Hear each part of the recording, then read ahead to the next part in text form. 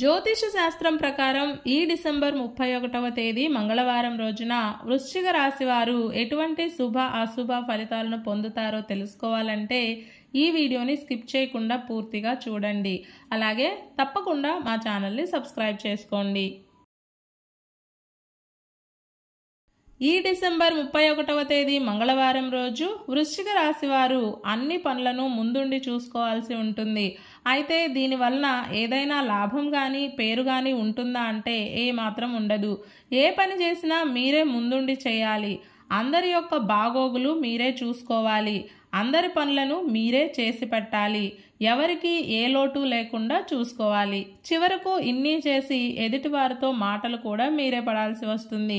ఒక్క మాటలో చెప్పాలంటే ముందు నుయ్యి వెనక గొయ్యి అన్నట్లుగా మీ పరిస్థితులు చోటు చేసుకుంటాయి.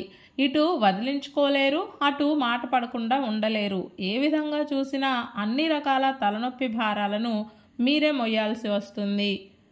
సహాయం చేయించుకున్న వారేమో బాగానే ఉంటారు, కానీ సహాయం చేసిన మీరు మాత్రం మాటలు పడుతూ కాలాన్ని వెళ్ళబుచ్చాలి. అందుకే ముందే జాగ్రత్తగా ఉండే ప్రయత్నం చేయండి.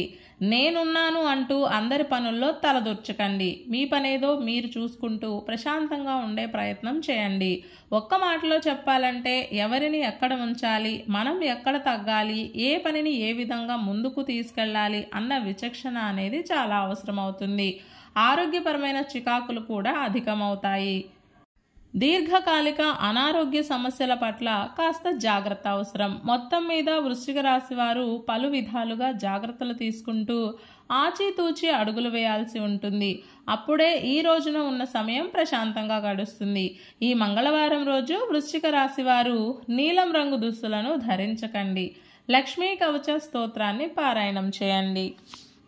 ఈ మంగళవారం రోజున ఉన్నటువంటి తిథి పాడ్యమి, నక్షత్రం పూర్వాషాఢ నక్షత్రం, రాహుకాలం మధ్యాహ్నం 3 గంటల నుండి 4 గంటల 30 నిమిషాల వరకు, యమగండం ఉదయం 9 గంటల నుండి 10 గంటల 30 నిమిషాల వరకు. అలాగే ఈ రోజు యొక్క శుభ సమయాలు మధ్యాహ్నం 12 గంటల 50 నిమిషాల నుండి 1 గంట 35 నిమిషాల వరకు. ఈ రోజు యొక్క పంచాంగం ప్రకారం రోజువారీ సాధారణ పనులకు మాత్రమే కాలం అనుకూలంగా ఉంది.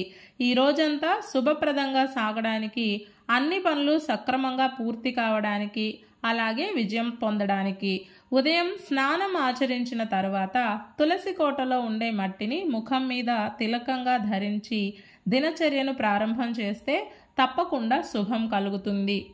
ఈ మంగళవారం రోజు నుండి పుష్యమాసం ప్రారంభమవుతుంది. ఈ పుష్యమాసానికి అధిష్టాన దేవతలు లక్ష్మీనారాయణులు కాబట్టి ఈ మాసమంతా మనం లక్ష్మీనారాయణులను పూజించాలి.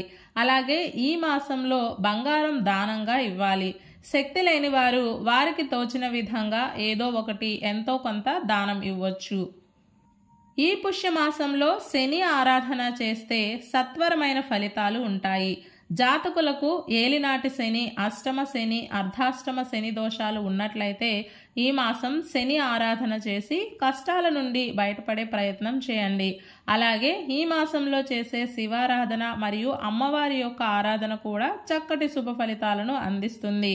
ఈ మంగళవారం రోజు ప్రత్యేకంగా సూర్యుడి యొక్క ఆరాధన చేయడం వలన సూర్యలోక ప్రాప్తి కలుగుతుంది. అలాగే అనారోగ్య సమస్యల నుండి విముక్తి కూడా కలుగుతుంది.